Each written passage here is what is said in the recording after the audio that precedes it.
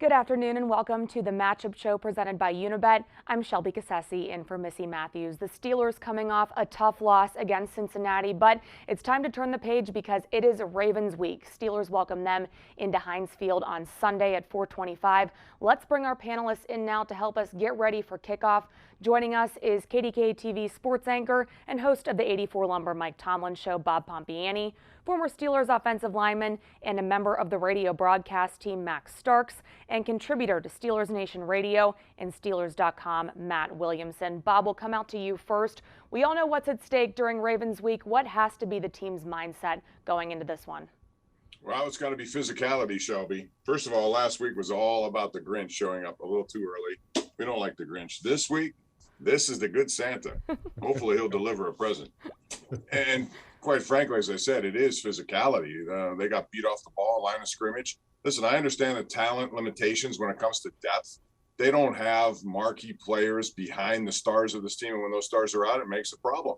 Last year in one of the Ravens games, Stephon Tuitt was in there. He had 3 tackles for losses. He had 9 tackles. He was a very active guy, a sack and a half. They missed that with him not being in there, Alu and others. But they got to dig deep, and they got to figure out a way to get this done without being beat up in the trenches, number one. But also, I think, a little bit more physicality in the offensive game plan. In other words, pound the ball as best you can. Those young offensive linemen, and Max can attest to this, I guess, is that they're better when they're run blocking first as opposed to going back on their heels. And that still remains, the way it is right now in week 12 of the season. So physicality first and foremost, a more aggressive and more physical offensive approach, I think. Bob talks about physicality there. Max, the team practiced in pads on Wednesday. As a player, what kind of a tone does that set? Well, I think the biggest thing, the tone it sets is you need to hit, because you obviously did not hit enough on Sunday. So we need you guys to hit on Wednesday. And, hearing the reports out of Steelers camp there, I heard Joe Silver talk about it, Chris Wormley talk about it. They heard a lot of pop, and the tempo changed, the focus changed with them. And Coach Tomlin being consistent in his messaging since Sunday afternoon when they were in that locker room to Monday afternoon to then coming out in that Wednesday morning meeting, it showed that, this is not acceptable. This is rivalry week. We talk about that in the college level. That was last weekend with a lot of teams playing their state rivals or interconference rivals. This is the rivalry. When you talk about the pro equivalent of a college rivalry, it's Baltimore and Pittsburgh. This is 2 teams that there is no love lost. There's a lot of hatred between the two. And I can tell you this, playing the Rat and Bird squad that we're about to play, they're coming in, they look at that Cincinnati game and they're excited. They're licking their chops about it. So if I'm the Steelers, I'm like, no, I'm not going to be that Christmas gift. I gave it away in Thanksgiving. I was a turkey, but this week now I want to start getting my own gifts because December's the time when you should rise as a team. And speaking of messages from Coach Tomlin, he said that there might be some changes going into Sunday's game, although subtle. Matt, any changes that you expect? Not massive ones. I mean, they don't have a lot of options. It would be wonderful if, Tuitt or Alu were available. They really need somebody like that. They've brought in some new bodies up front, and maybe they'll mix them in and see what they look like. Maybe Zach Banner gets a little more attention. I wouldn't mind seeing Miller, eat into Washington snaps as the third wide receiver. But the thing I'm looking for in terms of changes is more schematic. I think the blitz percentage is going to go up drastically this week, especially if Joe Hayden plays. But the Ravens have really struggled handling blitz lately, and the Steelers have not blitzed much at all. And if you're without Watt and you are with Hayden, you're going to have to generate a pass rush somewhere and try to create some big plays. I think it might be through blitz. And that's a great segue into the next point I want to hit on. The Ravens are 8-3, but they have been far from perfect, guys. 4 interceptions just last week. Bob, how do you force the Ravens to make mistakes? Because it's been easy to do a little bit here from their opponents so far. Yeah, I think what Matt said is spot on in terms of being a little bit more exotic, maybe, giving them some surprise looks, although it's noted that in that Baltimore win last week, Shelby, that you spoke of, 4 interceptions, all of them were from a very clean pocket. So Lamar Jackson just made bad decisions. The Steelers have had his number. I think they know how to defense him. The thing about them is, I'll say this. They could have 4 more losses, but to their credit, they've won those games. You know, they have massive injuries as well. They lost their 3 starting tailbacks. They lost their starting safety and Marcus Peters, yet they've picked up, and that's what you had to do. No style points, just wins, and they've gotten it done. But I think the answer to that would be just give Jackson a look he hasn't maybe seen, and more specifically, make sure he doesn't escape like we saw Justin Herbert do in Los Angeles. You can't allow that guy to get any free real estate because he's going to take it in big clumps. Yeah, contained rushes are key in that, Bob. I mean, it's one of those when you look at it, the formula is simple. It's just a matter of execution. You know, don't allow Lamar Jackson to get to the edges where he gives you that two-way go where as a DB, I have to decide, am I staying with my man that's running this route behind me, or do I come up to pursue to stop the rush? That's when you get into trouble, and that's where the outside backers and the blitz game, when you blitz contained, you must keep him in that box and make sure that he doesn't break to the outside. If he breaks to the outside, it's a whole different ball game. Matt, Lamar Jackson hasn't exactly been great against the Steelers in his 2 starts. 5 interceptions, sacked 9 times. How do the Steelers continue to replicate that success? Well, Devin Bush is key here because he's one of the athletes on the field that can compete with Jackson in the open field and track him down. You know, people think about stopping the run as, boy, the Steelers need Casey Hampton or Joel Steed. That'd been great last week and most weeks. You know, in a game like this, you need speed and you need discipline. You need a lot of guys that can run with Lamar or take angles at least to keep up with him. One thing I've really noticed over the years that the Steelers do a little differently than other defenses the Ravens face is on those option plays where Lamar can hand it off or he can run it. They go out of their way to drill Lamar. I mean, if it means the running back gets the ball and beats you for a big play, so be it. But it wears on him throughout the course of the game. And here are Week 13 opening lines across the league presented by Unibet Sportsbook, an official sportsbook partner of the Pittsburgh Steelers. If you're in Pennsylvania and are ready to place your wagers on any of this weekend's matchups, download the Unibet PA app or visit pa.unibet.com. All right, the Steelers offense has struggled, especially last week. Coming up next, we'll talk about how they can get more points on the board against Baltimore.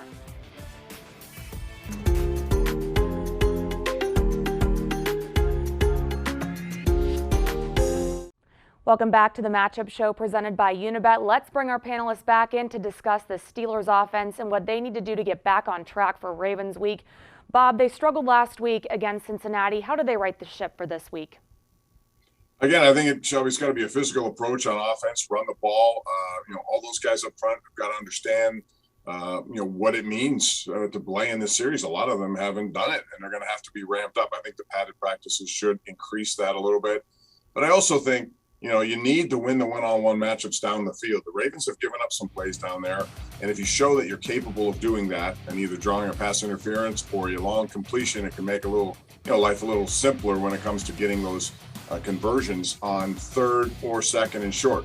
Whatever the case is, you got to stay away from turnovers. You can't do that.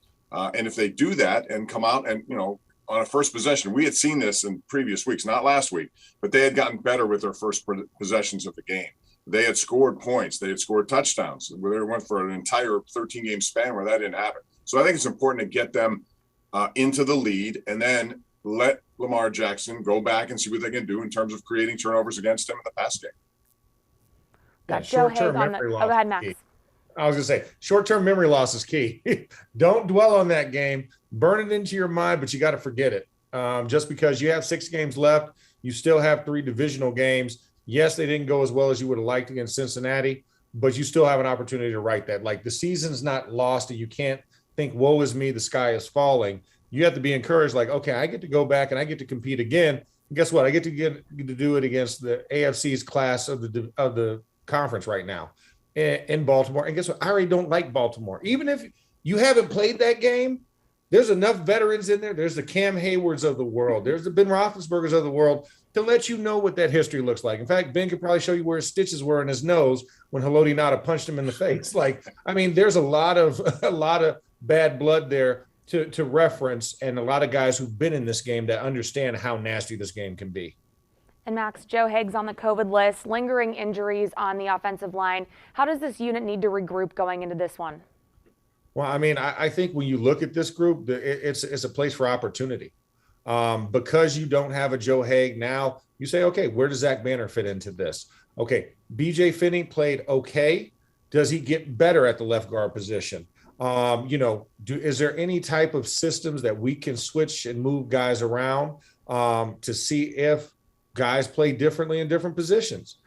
I would love to see, a lot more Zach Banner and that extra tight end. I mean, heck, the teams for the last 3 weeks have done that against us. It's like, why are we immune to bringing in an extra lineman? I can't tell you how many times I heard Isaiah Prince's name called on Sunday, or, Carmen Jackson Carmen, their other guard, coming in as an extra lineman. And then when we were in LA, like linemen coming in as an extra guy in a lot of rundown situations. In Detroit, same thing. And those teams put up great rushing numbers. Why do we feel that we have to be holier than thou in that respect? Put them out there. Be as subtle as a sledgehammer and go out there and put a big body out there on the edge instead of depending on Zach and Pat to have to do that job against big DNs. Put a big tackle on a big DN and clear a side out. I would love to see more of that and rotational, just to give that aggression, just to give the mindset and the tempo coming out the gates that, hey, we're going to be physical and we plan, if we got to use extra linemen, we're using that. Matt, when you look at this Ravens defense, anywhere specifically you see some key weaknesses where the Steelers can really take advantage? Without question. They are built to play a lot of man coverage and come after you with blitz. They're always at the top of the league in blitz percentage. And that's how they drew it up. And it's worked very, very well over the years. But frankly, right now, they don't really have the coverage guys to get away with that. Marlon Humphreys is a great corner. He's one of the few corners in the league that will actually follow. I assume that he will be on Deontay a very high percentage of the time. But the rest of their secondary is very vulnerable, and they allow a lot of big plays. So it would be wonderful to stick with the run and, bludgeon this team to death. But you're playing to Baltimore's strengths by doing so. I mean, you absolutely have to attack downfield, middle of the field, all spots, to be honest with you, because they're very vulnerable against big plays through the passing game. And a lot of talk about this Ravens team. Is it luck? Is it resiliency and resourcefulness? They're 8-3, but -7 in turnover differential. Matt, how are they making up for their mistakes, and how can the Steelers take advantage of those mistakes? It's sort of remarkable. Like the analytics people will tell you that you should not win one-score games at the rate Baltimore is this year. And frankly, that's probably going to come back to the mean. Justin Tucker hits a 66-yard game-winning field goal that is 6 inches shorter. They don't win that game in Detroit. So there absolutely is some luck involved. But I'm also a huge believer that some of these veteran coaches, Harbaugh, Reed, Tomlin, Belichick, they're going to win more of those games than they lose. And the other thing about Baltimore, and I mentioned Justin Tucker, they are always the best in the league in special teams. That kind of stuff really matters in close games. And Max, when you look at this Steelers offense, they've had some misfortune in the past couple of weeks with penalties, with turnovers. What do they need to clean up most in order to eliminate those mistakes? Well, I think one of the biggest things is confidence. I think it comes back to having a solid run game.